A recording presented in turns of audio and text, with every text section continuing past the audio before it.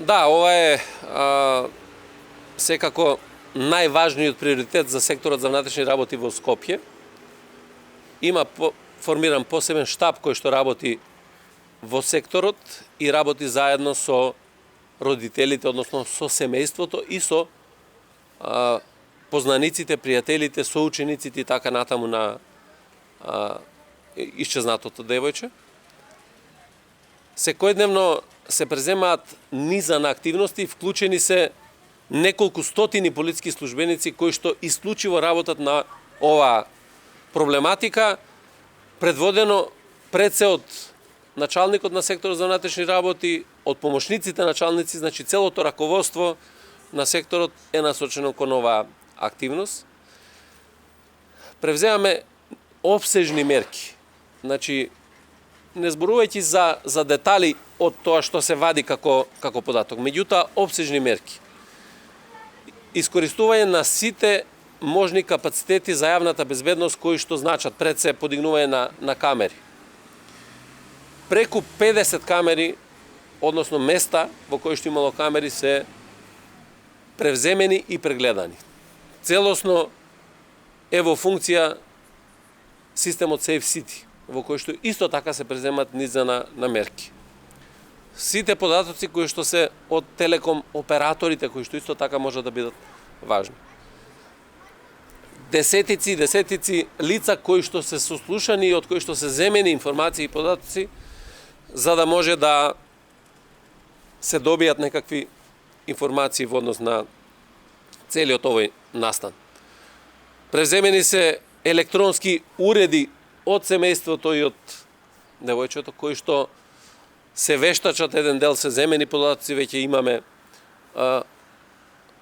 одредени податоци од овие електронски уреди, исто така кои што може да бидат од корист на истрагата и целата оваа постапка.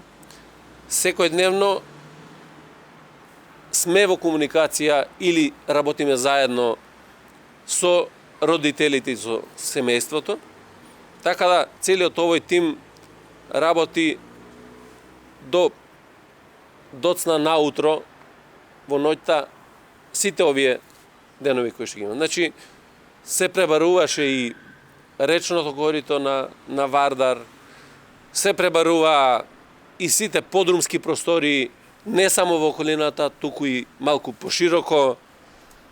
Се работеше на пребарување, односно добивање на податоци и информации од црквите, манастирите кои што се во близина на Скопје. Така да една опсежна активност и тука нема да се застане, значи интензивно работиме. Јас благодарам на сите и на сите граѓани кои што помагаат и се обидуваат да дадат некоја корисна информација. Посебно благодарам на сите вас, медиумите и медиумските работници, кои што објективно ја информирате јавноста и практично заеднички се бориме против сите оние лажни вести кои што се шират во медиумите, на Фејсбук и така натаму, заради сензација некаква или не знам заради што друго.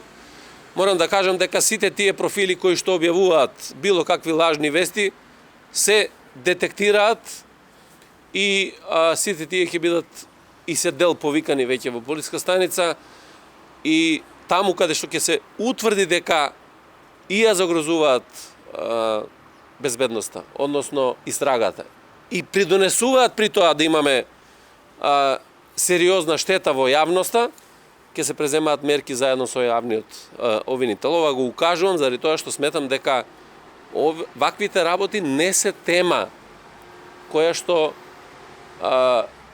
може да се смета како несериозна или тема со која што ние можеме да се забавуваме како луѓе. Напротив, сметам дека максимално треба да бидеме посветени во добивање на резултат од она што ние го работиме.